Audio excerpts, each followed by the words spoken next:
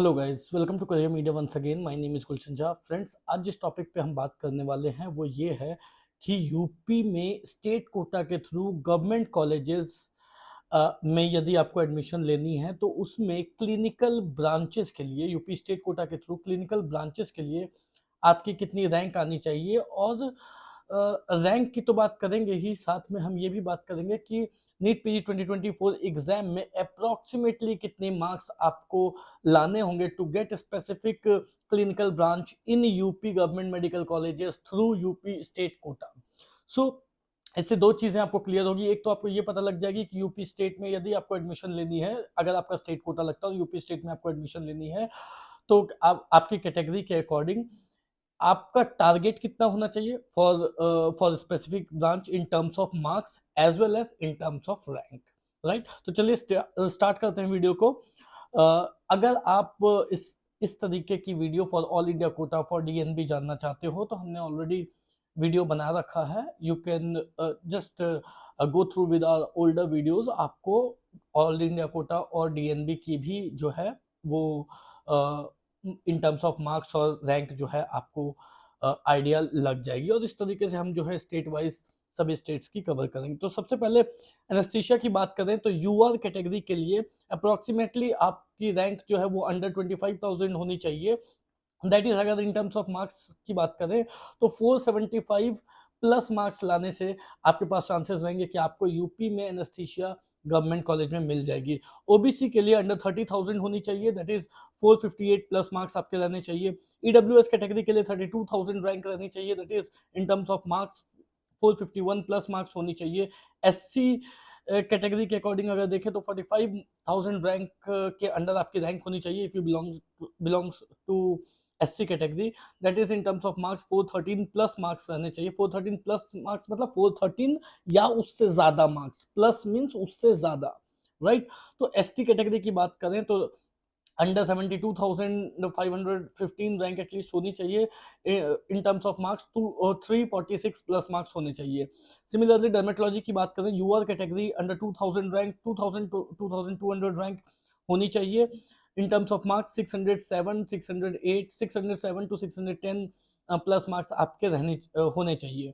OBC की under 2,500 rank आपकी होनी चाहिए, तब जाकर के आपको डर्मेटोलॉजी मिलेगी। That is in terms of marks 600 plus marks आपके होने चाहिए।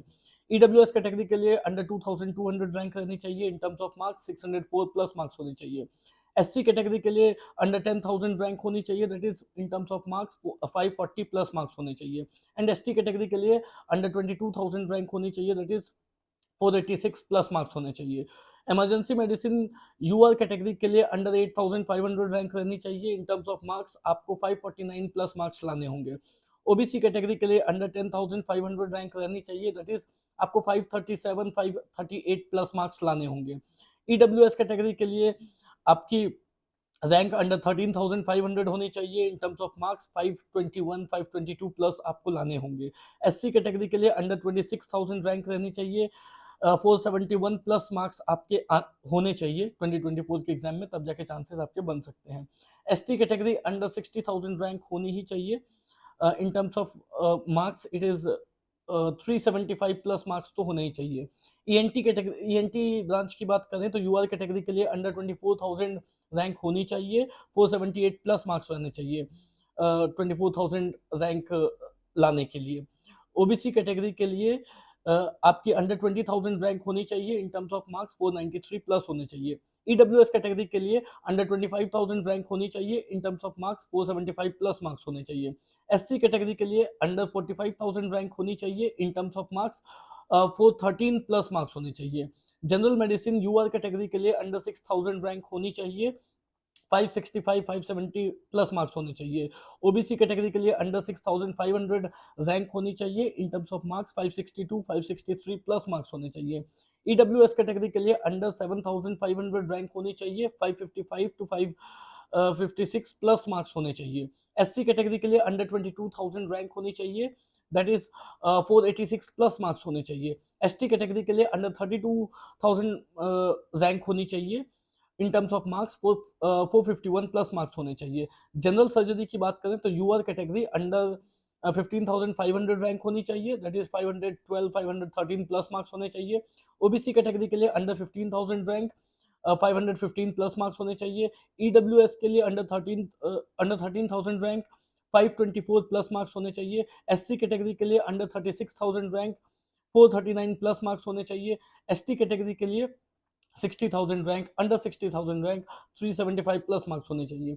ओबीजी के लिए यूआर कैटेगरी अंडर 11,000 रैंक होनी चाहिए, 534 प्लस मार्क्स होने चाहिए।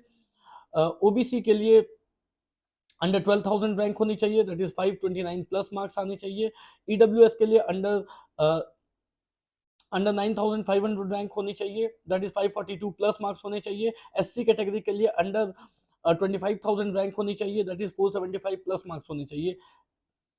ऑप्थल की सॉरी एसटी कैटेगरी के लिए अंडर 50,000 रैंक आनी चाहिए, दैट इज 400 प्लस मार्क्स आपको लाने होंगे। ऑप्थल की बात करें तो यूआर कैटेगरी के लिए अंडर 21,000 रैंक आनी चाहिए, that is 490 plus marks. OBC category के लिए अंडर 24,000 रैंक होनी चाहिए, that is 478 plus marks. EWS के लिए अंडर 25,000 रैंक होनी चाहिए, that is 475 plus marks. SC category के लिए अंडर 45,000 रैंक होनी चाहिए, that is 413 plus marks. Ortho की बात करें तो यूआर कैटेगरी के लिए अंडर 13,000 रैंक आनी चाहिए, that is 524 plus marks. OBC के लिए अंडर 18,000 रैंक आनी चाहिए, that is 501 plus marks. EWS के लिए अंडर 15,000 रैंक होनी चाहिए, that is 515 plus marks.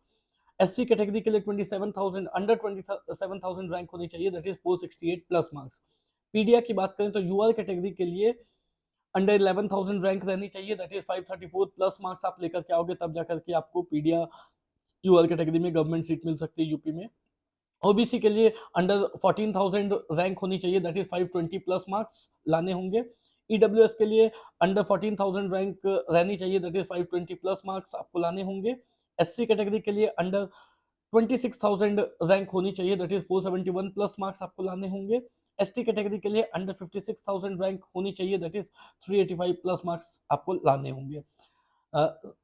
Secretary की बात करें तो यूआर कैटेगरी अंडर 30,000 रैंक होने चाहिए, दैट इज 458 प्लस मार्क्स आपको लाने होंगे। ओबीसी कैटेगरी के लिए अंडर 33,000 रैंक होनी चाहिए, दैट इज 449 प्लस मार्क्स आपको लाने होंगे। ईडब्ल्यूएस कैटेगरी के लिए अंडर 32,000 रैंक आपको लानी होगी, दैट इज 451 प्लस मार्क्स लाने होंगे। एससी कैटेगरी के लिए अंडर 60,000 रैंक आपकी होनी चाहिए, दैट इज 375 प्लस मार्क्स आपको लाने होंगे। एसटी कैटेगरी के लिए अंडर 85,000 रैंक आपकी आनी चाहिए, दैट इज 320 प्लस मार्क्स आपके होने चाहिए। रेडियो की बात करें तो यूआर कैटेगरी अंडर 4,500 रैंक लाने होंगे आपको, दैट इज उसके लिए आपको 577 से ज़्यादा मार्क्स आपको लाने होंगे। ओबीसी कैटेगरी की बात करें तो अंडर 2,500 रैंक आपकी होनी चाहिए, दैट इज 600 प्लस मार्क्स आपको लाने होंगे।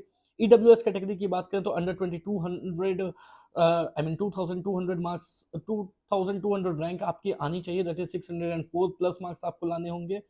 एससी कैटेगरी की बात करें तो अंडर 7,000 रैंक आपकी आनी चाहिए, मार्क्स आपको 558 प्लस मार्क्स आपको लाने होंगे। और एसटी कैटेगरी की बात करें तो अगेन 20,000 के आसपास आपकी रैंक रहने से आपको रेडियो मिल सकती है।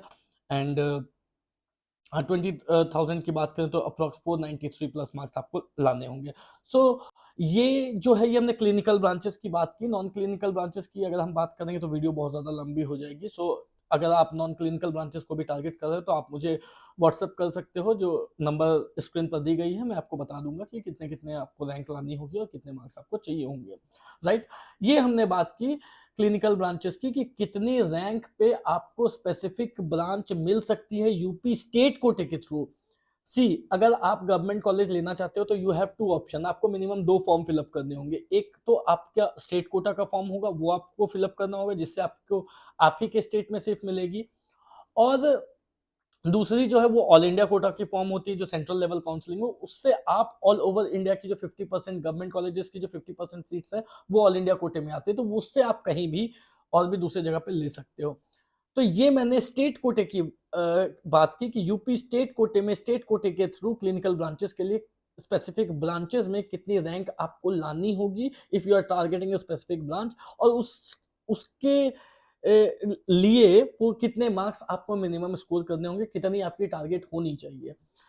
So that's all for today guys. कोई भी डाउट हो, क्वेरी हो तो दिए गए नंबर पे आप कॉल कर सकते हो। एट द सेम टाइम अगर आप लास्ट ईयर की कट ऑफ्स और उस काउंसलिंग प्रोसेस या अदर डिटेल्स आप जानना चाहते हो कि आपके जो मार्क्स आ रहे हैं उसमें कौन कौन से कॉलेजेस आपको मिल सकते हैं, तो इसके लिए आप हमारे वेबसाइट पे चेक कर सकते हो, विच इज www.careermedia.ai। वहाँ पे कॉलेज प्रिडिक्टर भी दी गई है। कॉलेज प्रिडिक्टर का मतलब है कि आप अपने मार्क्स डालोगे, आप अपने रैंक डालोगे, तो रैंक के बेसिस पे वो आपको कॉलेजेस बताएंगे कि वो कौन कौन से कॉलेजेस आपको मिल सकते हैं।